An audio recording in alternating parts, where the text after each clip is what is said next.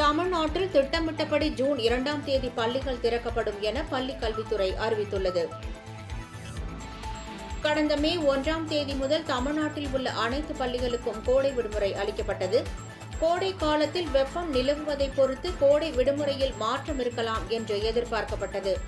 இந்நிலையில் தொடக்க கல்வி இயக்குநர் நரேஷ் அனைத்து மாவட்ட கல்வி அலுவலர்களுக்கு அனுப்பியுள்ள கடிதத்தில் 2025-26 புதிய கல்வி ஆண்டில் வரும் ஜூன் 2ஆம் தேதியன்று பள்ளிகள் திறக்கப்படும் என அறிவித்துள்ளார்.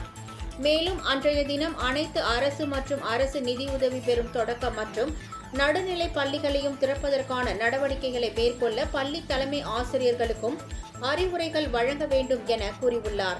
அதேபோல் அரசு உயர்நிலை மற்றும் மேல்நிலை பள்ளிகளை திறப்பதற்கு தேவையான நடவடிக்கைகளை மேற்கொள்ள வேண்டும் என பள்ளி கல்வித்துறை இயக்குநர் கண்ணப்பன் ஏற்கனவே அறிவுறுத்தியிருந்தது குறிப்பிடத்தக்கது.